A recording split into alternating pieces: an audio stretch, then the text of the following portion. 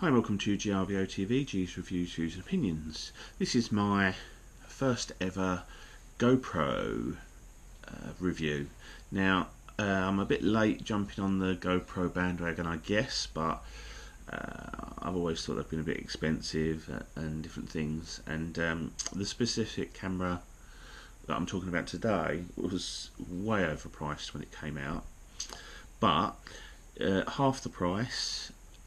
Update the firmware, and I think you've got a much better and a much more usable camera. Now, this is the GoPro Hero Session, the original one, the little cube, and I'm recording on it at the moment in 1080p 60.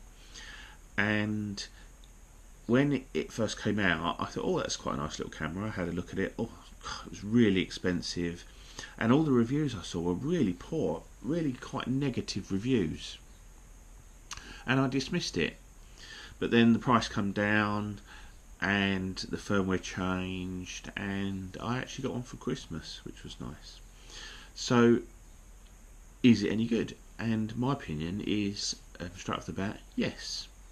I'm going to switch now to my Panasonic Lumix camera so I can just show you this camera. So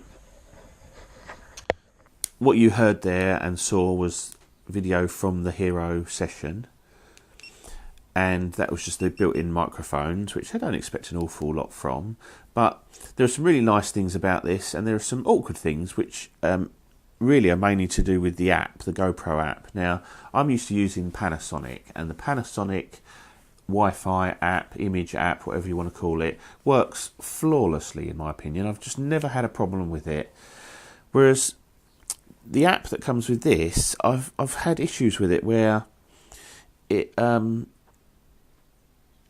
keeps saying you've got to log in to this GoPro thing, and I don't want to log into that. All I want to do is connect it to my phone. That's all I want to do. But it doesn't always let me do that. When you get it set up, it's fine. It works okay. But every now and again, it is just a pain in the arse, and it's like, why does it do that? But that's more to do with the app than the actual camera, I think. So the camera itself, I'll do the negatives first. It comes with this little case thing, but it comes with no way of mounting it to a tripod. So the first thing you do is I just happen to have a bunch of these little adapter things that fit from an SJ4000 camera, and they work absolutely fine. And the first one, really the main one I'm going to use, is the one with the tripod mount, because that's handy. I can stick this pretty much anywhere. It's a great little thing. So the actual camera itself, if we just pop it out of the case in there, is a nice little cube. It's a lovely little shape. It's got a built-in battery, so you can't change it, but the battery life seems okay. It's not fantastic. It's fine. It's waterproof down to sort of swimming level. You couldn't go diving with it. I think it's like 10 meters or something, so it's going to be waterproof just for swimming and, say, surfing and perhaps water skiing, something like that. So it's going to be fine for that without putting it in a case, which I like. Obviously, the whole front of it is taken up with the screen. I've just got a stick-on screen protector on there because it doesn't come with anything. It's got LEDs in the corner and like a microphone pickup at the back and the front. It's got a little door on the side which just pings open. It seems to seal quite nicely, and that's got your micro USB and your SD card, and that's for charging and obviously putting your card in.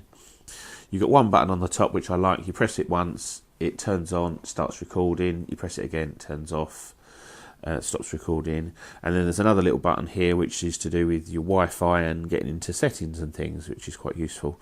Also, if you long press the button to turn on, it will go straight into time-lapse setup, however you've set it. I've set it for 1 second intervals. I think it defaults to half-second intervals. And you can do time-lapse with it, which is great. And the good thing about this is you can put it sort of anywhere. It's very discreet. It's it's not very good for holding, because it's very hard to keep it steady. I think you need a little gimbal or something for it, and there is one available, but quite expensive. So, but you put it in something like this, and you can hold it and get some reasonable footage. Now, I've seen footage that people have taken from this, and some of it looked absolutely dreadful, but the images I've had so far have been fine. There's a video already up which I attached it to this little quad and flew it around, and there was some jitteriness, but that was to do with the tune on my quad, which I'm working on, rather than the camera itself. But I'm very pleased with the image, because I've been using a Sony camera, the little AS15, and the reason I got that was because it had a built-in microphone socket and it had built-in image stabilisation, which both worked fantastically well. The problem with it was the 1080p 60 video actually looked, looked very digital, and I don't really know how else to explain it, but this looks so much more natural. The colours are nice, and I use it in ProTune, but with GoPro colours, so not the flat profile, because I've seen people do videos of this and say, oh, the colours are horrible, but they've got it in ProTune and the flat profile. If you do that, you then need to boost the colours afterwards, but I don't want to mess about with that. But the GoPro colour in ProTune seems to work really nicely for me. Got some good options, 1080p 60, so you can do some decent half-speed slow-mo. There is also a 720, 100 frames a second, so you can almost do quarter-speed slow-mo, which is really nice, and still at a reasonable, it's still at high definition. There's also a 1440, so better than 1080, but only at 30 frames per second. Now, that I found useful for if I feel the need to stabilise and do a bit of cropping afterwards, because then by the time you've cropped in a bit, you end up with about 1080p anyway. I think the colours look quite nice. They're on the sort of the slightly warm side, but not too warm that it doesn't look natural. So the colours to me look natural. The picture looks nice and sharp and clear.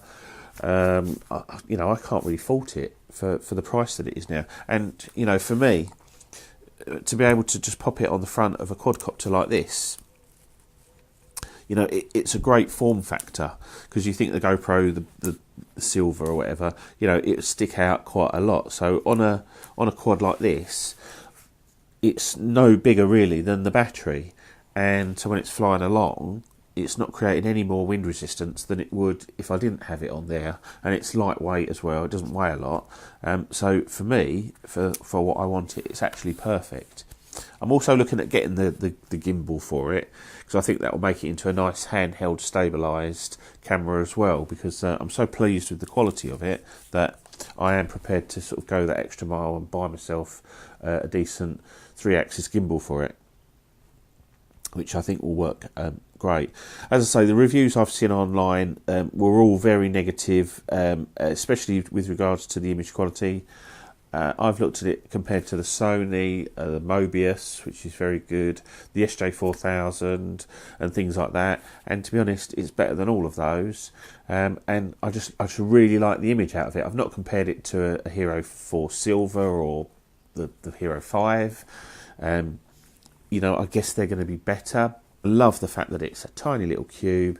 It's obviously quite robust. It's a bit rubberized. It will take a bit of a knock.